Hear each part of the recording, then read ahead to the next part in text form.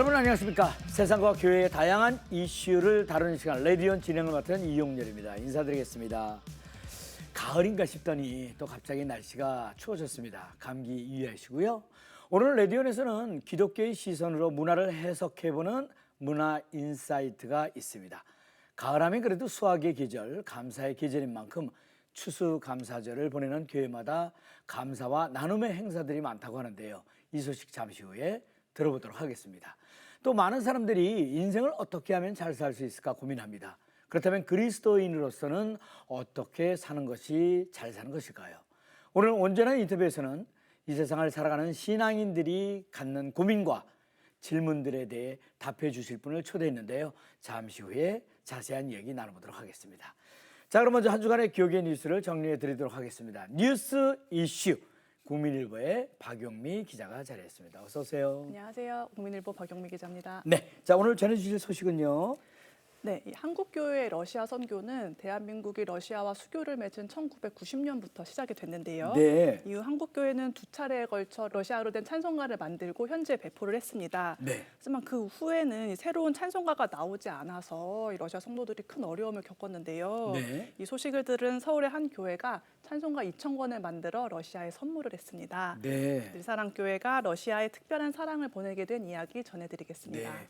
찬송가가 제대로 없어서 어려운 가운데 예배를 드리는 러시아 성도들을 위해서 한국교회가 나섰다. 네. 네, 이런 소식인데요. 그런데 우리 한국교회가 러시아의 찬송가를 제작해 준 역사가 있지요? 네, 이 1992년 한러 찬송가가 처음 출간이 됐고요. 네. 이후에 한인 선교사회가 찬송가 편찬위원회를 만들어서 새로 출간한 게 2005년판 예배용 찬송가입니다.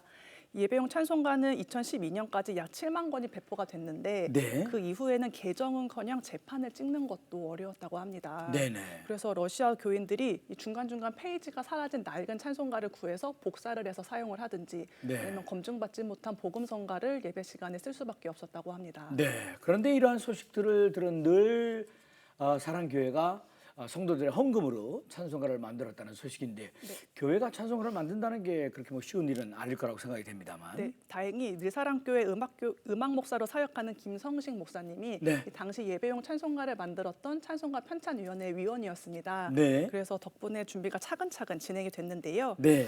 먼저 기존 찬송가의 오타나 미진한 부분들을 채우고 또 새로 실릴 찬송가를 선별을 해야 됐는데 이를 위해서 김 목사가 전 세계에서 많이 불리지만 기존 찬송가에 실리지 못한 곡을 찾아서 5천 곡이 넘는 곡을 듣고 연구를 했다고 합니다. 네. 또 러시아어를 전공한 교회 성도들의 도움을 받아서 가사를 편집했고요. 현지 성가대 지휘자에게 또 감수를 받는 등 이 따뜻한 여러 손길들이 모여서 새 찬송가가 탄생이 됐습니다. 아, 그렇군요. 이런 귀한 헌신들이 모아져서 이렇게 찬송가가 전해지게 되는데 현지에 어떻게 전달되는 어려움들이 많을 텐데 어떻습니까? 네, 찬송가는 한국에 있다가 러시아로 출국하는 선교사님들을 통해서 순차적으로 전달이 될 예정입니다. 네. 최근 찬송가를 들고 러시아로 들어간 송상천 선교사는 비록 전쟁 상황이지만 새 찬송가를 들고서 은혜롭게 예배를 드릴 이 현지 성도들의 모습이 눈에 선하다면서 네. 이를 위해 한국교회가 기도를 해줄 것을 부탁을 했습니다. 음. 늘사랑교회는 앞으로 영상에 활용할 수 있는 찬송가 프리젠테이션을 배포를 하고요. 또 추후 찬송가 애플리케이션 개발도 목표로 하고 있습니다.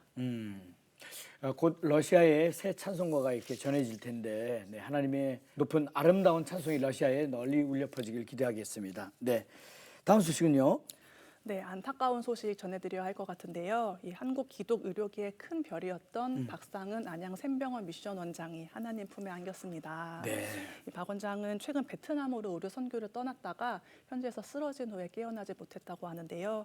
박 원장은 고려대 대학원에서 의학 박사를 받은 신장내과 전문의로 또 겸손하면서도 열정적인 이 의료 선교로 널리 알려진 분입니다. 네, 네. 마지막까지 선교 현장에 있다가 돌아가셨다고 하니까 더 안타까운 마음인데 우리 그분에 대해서 조금만 더 자세히 소식을 듣고 싶습니다. 네, 이 박 원장은 교회 수련회에서 예수님을 인격적으로 영접한 후에 평생 소외 이웃을 위해 헌신하겠다는 결심을 한 것으로 알려졌습니다. 네. 무려 의대생 시절부터 기독 의료인의 산실인 한국 누가회 모임을 만들었고요.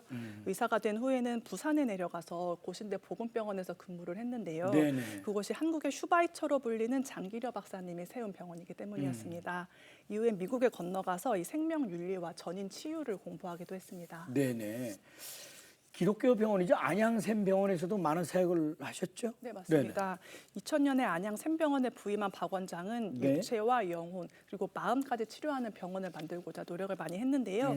이런 정신은 아프가니스탄 피랍자, 또 이집트 버스 테러 성지 순례객, 세월호 유가족들을 돌보면서 더욱 빛을 발했습니다. 네. 또 외국인 근로자들을 진료하는 것은 물론이고 대북 의료 지원, 또 아프리카 현지 의료인 양성, 성산 생명윤리연구소 창립 등 수많은 일들을 이뤄내신 분입니다. 박 원장의 세상을 떠난 후에 교계 인사들은 일제히 추모 메시지를 전하면서요, 그분의 아름다운 삶을 기렸습니다. 네네. 우리에게 많은 울림을 주었던 큰 어른들이 이렇게 한 분 한 분 떠나시는 것이 마음 아프고 아쉽기도 합니다. 하지만 우리의 몫은 남긴 믿음의 유산을 잘 이어가는 거 아니겠습니까? 뜻을 이어받아 한국의 의료 선교가 더욱 활성화되었으면 좋겠습니다. 박영미 기자 대단히 감사합니다. 수고하셨습니다. 감사합니다. 네. 자, 이어서 단신 뉴스 보시고요. 다음 출연자 만나보시겠습니다.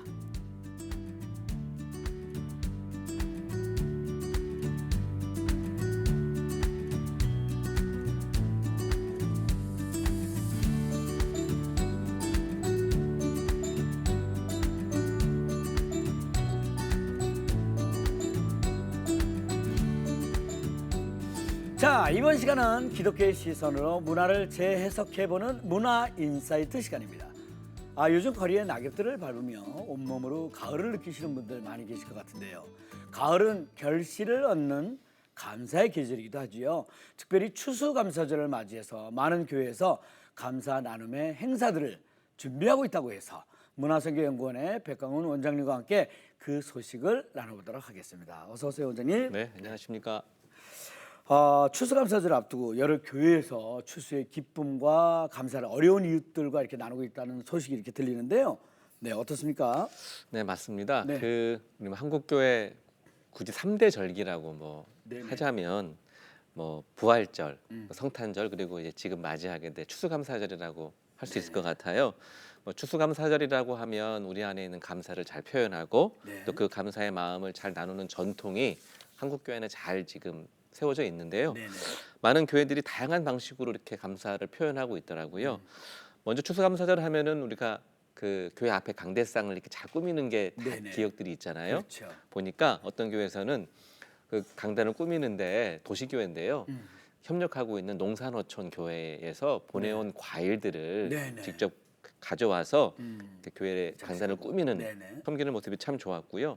종로 연동교회라고 하는 교회가 있는데 네. 보니까 작년에 자매 결연을 맺고 있는 시골 교회를 찾아가서 그 직접 벼 추수를 했습니다. 네. 근데 그 벼가 이미 봄에 일부 교인들이 가서 심은 벼예요. 그래서 사랑으로 심은 쌀 나오미라고 하는 이 스티커를 붙여서 네. 1kg씩 이제 담아가지고 어려운 이웃들과 나눴다 그래요. 네네. 그러니까 나오미라고 하는 뜻이 잘 알고 있지만 구약 성경에 보면은 그 룻의 시어머니잖아요. 네. 그 나의 기쁨이라는 뜻인데, 그러니까 추수감사절을 그냥 즉흥적으로 보내는 게 아니라 봄부터 준비를 해서 네. 쌀을 이렇게 나누는 그런 교회들이 있더라고요. 그래서 올해도 아마 그렇게 되고 있는 것 같고요. 또 어떤 교회들은 지금 요즘 그 지역 상권이 참 안 좋은데 그렇죠. 지역에서 쓸 수 있는 상품권 같은 걸 구입을 해서 네. 사용할 수 있도록 하기도 하고 전통적으로 김장도 하고 또 나누기도 하고 연탄 배달 같은 것들을 하는 네. 교회도 있고요. 네. 이외에도 헌혈, 다자회, 교정시설 방문 등 여러 가지 것들을 통해서 네네. 굉장히 많은 그 감사의 마음을 전하는 교회들이 참 많이 있더라고요. 네네. 교회는 내 이웃을 내 몸같이 사랑하라 하나님의 말씀에 따라서 섬김과 나눔으로 세상에 소망을 전해왔는데 역사적으로 봐도 늘 시대적 어떤 고통에 공감하려고 노력해오지 않았습니까? 그럼요, 맞습니다.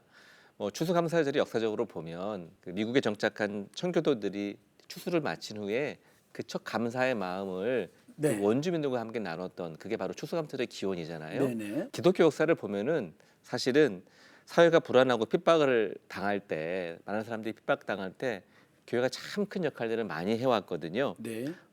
초기 한국 교회를 보면 아주 비인격적인 대우를 당하던 그런 사람들, 그 국민들에게 하늘 소망을 전하고 복음으로 달래준 어떤 역사가 있고요. 네네. 여튼 암흑의 시기에 기독교라고 하는 것들이 희망을 보여주는 대표적인 어떤 그런 모습들을 보여준 그런 공동체를 우리가 공동체였다는 걸 잘 알고 있습니다. 그러니까 늘 교회라고 하는 것이 그냥 존재하는 것이 아니라 시대적 아픔을 나누었고요. 네. 그래서 존경받는 교회가 됐다고 볼 수가 있는데요. 사실은 보면 이 시대를 우리가 각자도생이라는 얘기를 많이 하거든요. 네, 네. 나 혼자 살아가기도 어려운 시대인데 그럴 때일수록 이 교회 공동체 크리스찬들이 당신 혼자가 아니야. 어렵게 살아가지 않도록 돕고 나누는 그런 마음을 가질 수 있도록 특히 우리가 감사의 마음을 가지고 그 감사를 전하는 표현들을 하고 함께 한다면 네. 그야말로 지금 우리 시대 속에서 교회가 이 어려운 시대 정신에 동참하는 그런 교회 모습이 되지 않을까 네. 그 생각을 해봅니다. 위기의 시대인 만큼 교회가 나눔과 섬김의 역할을 잘 감당해야 되는데 추수감사절을 맞아서 나눔에 동참하고 싶으신 분들도 많이 계실 것 같거든요. 네, 그런 분들을 위해서 각자 삶의 자리에서 지금 바로 실천할 수 있는 나눔이 있다면 어떤 게 있을까? 네, 듣고 싶습니다. 네, 무엇보다도 감사절의 그 어떤 정신은 내가 받는 사람이 아니라 주는 사람이 되자는 거잖아요. 그래서 좀 엉뚱한 얘기 같지만 직장 생활 하시는 분들은 내 추수감사절이 되면 감사했던 사람들이 많이 있는데 특히 동료들도 많이 있고 또 그런 동료분들에게 밥 한 번 사는 좀 이벤트로 해마다 그렇게 좀 감사를 전할 수 있는 그런 시간으로 만들어가면 좋겠고요. 네. 또 감사절 하면 한국은 정서가 있잖아요. 우리는 뭐 다른 게 아니라 떡을 돌리잖아요. 그렇죠. 예, 네. 뭐 이벤트가 있고 좋은 일이 있으면 떡을 돌리는데요. 특별히 감사절 때 우리 그리스도인들이 우리 이웃들에게 그런 뭐 떡 같은 걸 돌리는 그런 좀 루틴을 좀 만들어가는 건 어떨까 생각이 좀 들어요. 뭐 단지 요즘 보면은 뭐 이웃에 누가 사는지 잘 모르잖아요. 모르죠. 뭐 사람이 죽어나가도 아무도 모를 정도로 굉장히 삭막한 시대를 살아가고 있는데 우리 이웃들에게 옆에 있는 이웃들에게 감사절 되면 굳이 우리가 추수감사절 떡이에 말씀드리지 않아도 그냥 떡 하나 조금씩 나눠서 함께 감사의 마음을 전하고 또 그걸 나눌 수만 있다면 조금 더 우리가 살아가고 있는 공동체가 따뜻한 공동체 또 나눔이 있는 공동체 살만한 공동체 바로 이런 것들을 만들 수 있지 않을까. 어렸을 때 떡 심부름 많이 해보셨어요? 많이 했습니다. 예, 이사 가거나 좀 있으면 굉장히 많이 했죠. 저는 정말 많이 했어요. 예. 그럼 꼭 빈 접시를 그냥 보내지 않고 거기서 또 뭘 과자 같은 걸 또 담아 주셔야 또 그분이. 예. 그게 너무 사라져 버렸죠 요즘에. 네네 이제는 뭐. 예, 그래서 추수감사절 같은 경우에 우리가 그런 좀 운동들을 좀 해보면서 네. 좀 사라진 네네. 그런 이 나눔의 정을 복원하는 그런 좀 것들이 교회를 통해서도 이루어지면 어떨까 하는 생각도 네. 해보게 됩니다. 네네네. 말씀만 들어도 이렇게 훈훈해지는 것 같습니다. 네.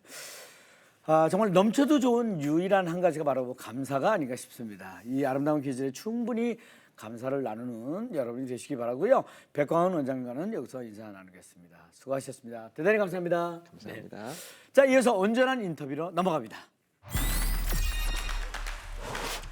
자, 이번 순서는요. 우리 사회의 다양한 이슈들을 성경적 시각을 통해서 바라보는 온전한 인터뷰 시간입니다. 교회를 오래 다닌 그리스도인이라도 신앙생활에 대한 궁금증과 어려움은 끊임없이 생기기 마련이죠. 그리스도인에게 왜 고난이 올까? 하나님은 왜 자녀에게 징계를 주실까? 왜 내 신앙은 그대로일까? 때때로 이러한 궁금증을 갖고 계셨다면 오늘 이 시간 끝까지 주목해 주시기 바랍니다. 오늘 온전한 인터뷰에서는 그리스도인으로서 이 세상을 잘 사는 방법은 과연 무엇인지 그 안에 진리교회의 이태희 목사님을 초대해서 자세한 이야기를 들어보도록 하겠습니다. 안녕하세요. 어서 오세요. 안녕하세요. 네, 반갑습니다. 자기소개부터 부탁드리겠습니다. 네, 안녕하세요. 저는 이태희 목사라고 합니다. 그 안에 진리교회 담임 목사이고요. 또 윌버포스 크리스천 스쿨에 또 교장을 맡고 있습니다.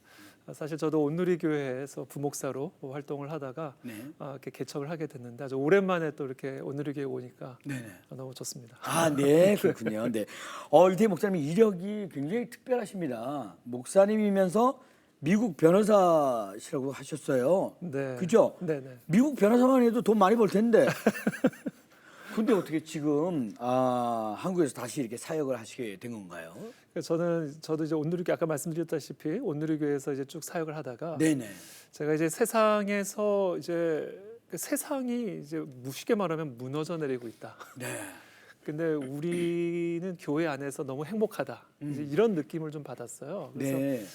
정말 세상을 변화시켜야 되는 것이 이제 교회의 사명이라고 한다면 물론 이 교회를 잘 세우는 역할을 감당하는 분들도 당연히 필요하지만 또 세상 속에서 또 그리스도의 어떻게 보면 창조 질서를 회복하고 또 진리를 수호하고 네.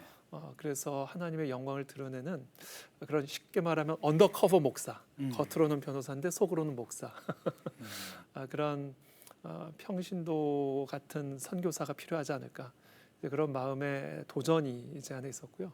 그래서 사임을 하게 되고 미국에 가서 이제 변호사 시험을 보고 이제 변호사가 돼서 거기서 한 1년 정도 미국 워싱턴 DC에 있는 네네. 한 그 NGO에서 잠깐 펠로우로 일을 하다가 네. 한국으로 돌아와서 이제 러펌에서 일을 하면서 네네. 주말에는 제가 온누리교회에서 계속 파트타임으로 사역을 진행을 했었습니다. 네네. 그래서 그러다가 이제 차별금지법 문제가 사회적으로 대두가 되면서 하나님의 창조 질서를 변호하는 변호사가 돼야 되겠다. 네. 이제 그런 입장에서 목소리를 내는데 그러는 과정에서 제가 한 가지 깨달은 게 이 세상 속에서 진짜 하나님을 변호할 수 있는 또 하나님의 진리를 가르칠 수 있는 그런 진정한 변호사 또는 교수들이 일어나기 위해서는 진짜 교회가 잘 세워져야 되겠다 이런 생각을 제가 하게 됐어요. 그래서 그때 제가 비로소 나에게 주신 하나님의 사명은 또 시대적으로 필요한 그런 옷을 입은 그런 교회를 새롭게 세워야 되겠다. 네네. 그런 마음에 하나님이 확신을 주셔서 우리 다 모든 걸 다 사임을 하고 그리고 교회 개척을 제가 2016년에 서초동에서 하게 됐습니다. 네네. 네. 말씀 듣는 가운데 갑자기 제가 숙연해지는데 목사가 되기 위해서도 공부를 굉장히 많이 해야 되잖아요. 네. 변호사 되기 위해서는 또 얼마나 공부를 많이 해야 되겠습니까? 네, 네. 보이지 않는 고독한 시간이 저는 이렇게 느껴지거든요. 네. 얼마나 공부를 그렇게 많이 하셨습니까? 공부를 그러니까 저도 이제 러스쿨 이제 제가 이제 사실은 신학을 공부를 하고 예. 법을 공부를 바로 이어서 했어요. 네네. 근데 제가 신학하고 법을 같이 공부한 이유는 하나님의 진리를 법이라고 하는 그릇 안에 담아서 이 세상에서 그 법으로 만약에 다스려지도록 한다면 결국은 하나님의 진리가 이 세상을 다스리는 나라가 되는 것이기 때문에 네. 이 나라가 복을 받는다. 그런 마음에 이제 확신이 있었고 그래서 제가 이제 신학과 법을 같이 공부를 하게 된 거고 네.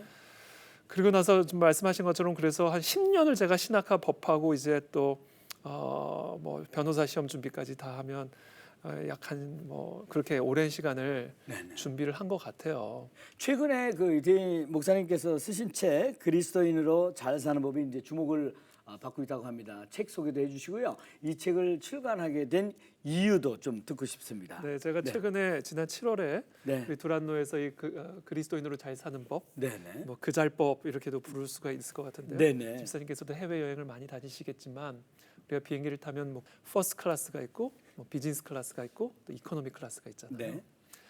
근데 우리가 똑같은 목적지를 향해 나아가면서도 다른 등급의 좌석을 안고 가기 때문에 똑같은 목적지를 향하여 똑같은 비행기를 타고 가도 누리는 안락함이라는 것은 다 다르단 말이죠. 네. 그러니까 우리가 모든 그리스도인들이 퍼스트 클래스의 삶을 약속받아 놓고도 이코노미 좌석에서 앉아 여정을 가면서 퍼스트 클래스의 삶에 관한 설교만 듣고 있든지 네네. 아니면 정말 그 퍼스트 클래스의 삶을 누리는 사람들의 간증을 들으면서 은혜 받았다. 그러니까 쉽게 말하면 대리 만족적인 신앙생활, 내가 실제로 누리지를 못하고 네. 남들이 누리는 부분에 대해서 듣고 은혜를 받았다. 대리 만족적인 신앙생활로 조금 과격하게 표현할 수 있지만 연명하고 있는 네네. 그런 신앙생활을 하고 있는 경우들이 참 많이 있는 것 같아요. 근데 잠언서 8장 32절에 보면 아들들아 이제 내게 들으라 네. 내 도를 지키는 자가 복이 있느니라 이렇게 말씀하시거든요. 그러니까 우리가 복을 받기 위한 법이 있다라는 말이죠. 그 법을 나름대로 좀 정리를 해서 우리 모든 그리스도인들이 천국을 향해 나가는 이런 여정에서 네. 진정한 그 퍼스트 클래스의 자녀로서의 삶을 누릴 수 있기를 바라는 마음으로 이 책을 준비해봤습니다. 네네.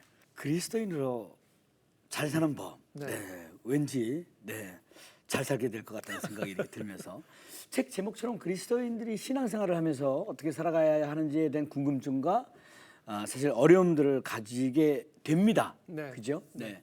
근데 보통 그리스도인들이 신앙에 있어서 혼돈스러워하고 네. 또 어려워하는 것들 이런 부분들은 뭘까요? 저는 이 성경에서 신앙생활을 가장 은유적으로 잘 표현해주고 있는 말씀을 하나 꼽으라고 한다면 시편 23편을 꼽고 싶습니다. 네. 여호와는 나의 목자시니 내게 부족함이 없으리로다. 네, 저는 이것이 신앙생활의 가장 본질적인 모습이다. 음. 신앙생활이라고 하는 것은 하나님이 우리의 목자가 되어주시는 것이고 우리는 그 목자를 따라가는 삶. 저는 이게 신앙생활의 본질이라고 믿습니다. 네. 그게 힘든 거죠. 음. 사실 그게 너무 단순한 건데 그게 어려운 거죠. 그러니까 우리가 제일 어렵고 또 혼돈스러워하는 부분은 내가 내 삶의 목자가 돼야 되는데 내가 내 삶의 주인 돼서 내가 내 삶을 이끌어 가야 되는데 목자 대신 하나님을 따라가는 게 힘든 거예요. 거기서 혼돈이 일어나는 거죠. 내 생각과 하나님의 뜻. 신앙생활이라는 것은 우리의 목자 대신 하나님의 길, 하나님의 생각을 내가 따라가는 건데 그 길과 생각이 항상 나랑 다르니까 네. 거기서 오는 혼돈과 마찰들이 결국 우리의 신앙생활을 혼돈스럽고 어렵게 만드는 본질이라고 생각합니다. 그래서 저는 신앙생활의 핵심은 내 생각을 버리는 거, 내 길을 버리는 거, 그리고 하나님의 생각과 하나님의 길의 인도함을 따라가는 거. 이게 저는 신앙생활의 본질이라고 생각합니다. 네네. 그리고 말이죠. 그리스도인이라도 이제 고난을 만났을 때 중심 지킨다는 게 사실 좀 어려운 일이거든요. 네.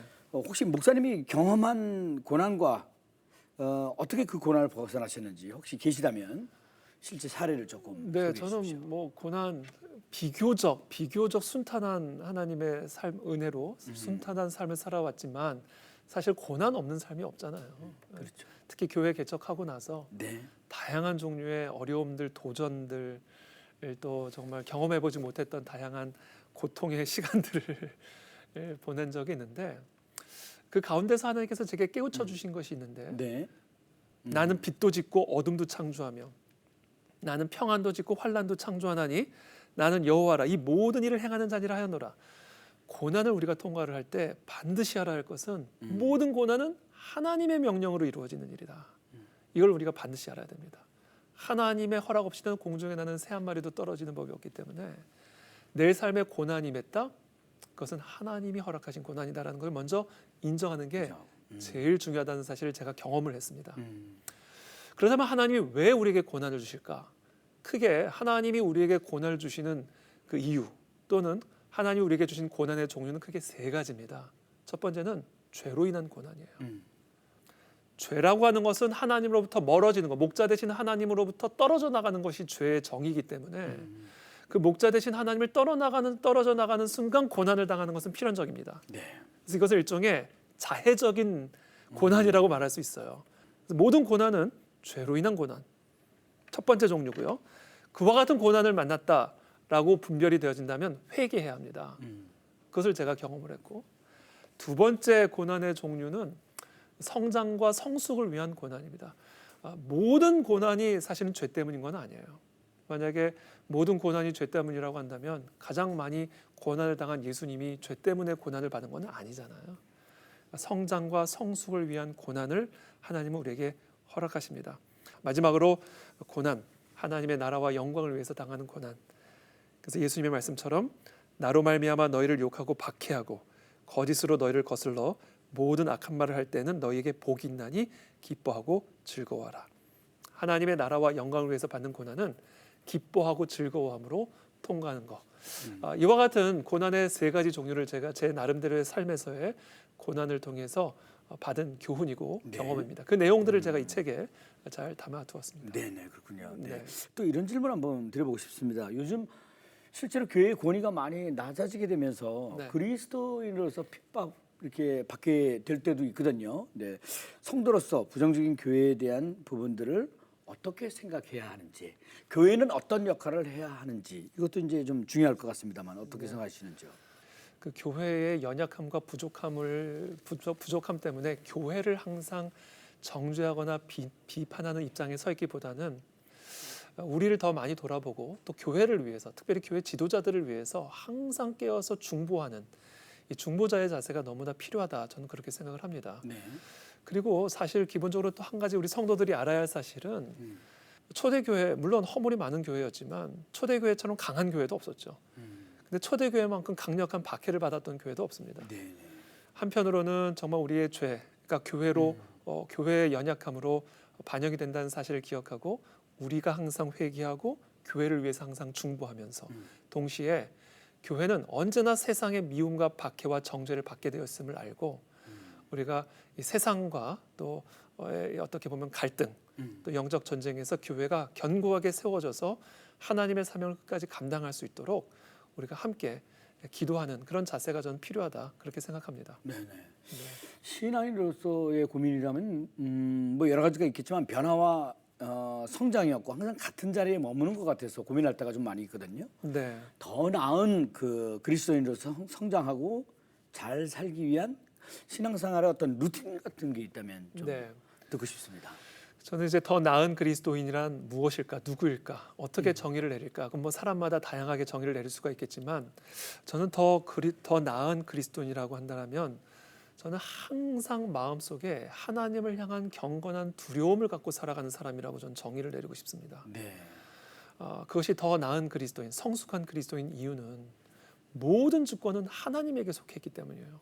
나라를 세우시고 나라를 무너뜨리시고 왕을 세우시고 왕을 폐위시키시고 사람을 살리시고 죽이시고 해와 달과 하늘과 무생물까지 모든 것들을 다스리고 통치하시는 분은 하나님이시기 때문에 우리의 마음속엔 항상 하나님을 향한 경건한 두려움의 불씨가 살아있어야 된다고 믿습니다. 네. 그래서 우리가 더 나은 그리스도인으로서의 삶을 위한 루틴이라고 한다면 결국 뭐냐? 이 불이 꺼지지 않게 만드는 것이다. 항상 이 불이 켜져 있도록. 그것이 뭐냐? 저는 예배다. 그래서 항상 마치 다니엘이 다리오의 조서에 정말 기도를 하는 자들, 기도하는 자들을 사자굴에 집어넣겠다라고 하는 조서의 직인이 찍힌 것을 알고도 하던 대로 하루에 3번 예루살렘을 향한 창을 열고 기도했다라고 기록이 되어 있잖아요. 그때 사자굴을 이기는 하나님의 주권적인 역사가 나타나잖아요. 네. 그래서 저는 성숙한 그리스도인, 더 나은 그리스도인이라고 한다면 이 다니엘의 본을 따라 어떤 상황에서도 모든 것은 하나님에게 달려 있음을 믿음으로 그 하나님 앞에 무릎을 꿇는 예배자로서의 삶을 살아가는 그 루틴이 우리를 정말 더 나은 그리스도인, 성숙한 그리스도인, 또 세상을 이기는 그리스도인으로 만들어주는 루틴이라고 저는 믿습니다. 네, 잘 알겠습니다. 네. 자, 이제 마무리를 해야 될 텐데 그리스도인으로 잘 사는 법을 이제 책이 이제 나왔는데 네. 잘 살고 싶어하는 분들을 위해서 어떤 권면의 말씀과 또 기도 제목 부탁 마지막으로 들어보겠습니다. 네, 제가 이 책 제목을 이제 그리스도인으로 잘 사는 법 이렇게 제가 정했습니다만 네. 사실 솔직하게 말씀드리면 이 책이 여러분들을 더 나은 그리스도인으로 만들어 주지는 못합니다.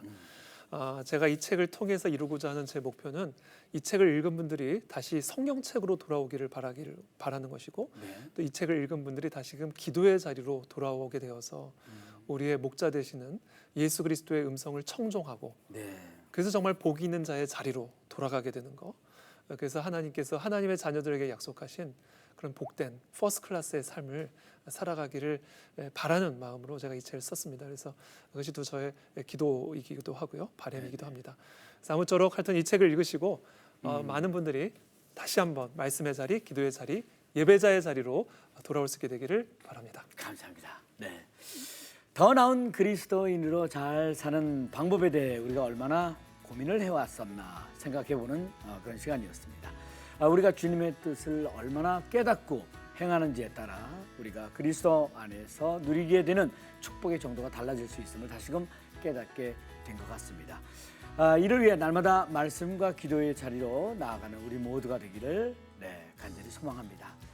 그 안에 진리교회 담임이시고 책 그리스도인으로 잘 사는 법의 저자인 이태희 목사님 오늘 귀한 말씀 대단히 감사합니다. 고맙습니다. 감사합니다. 감사합니다. 네.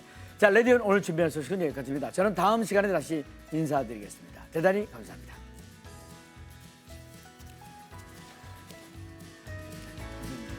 어떻습니까?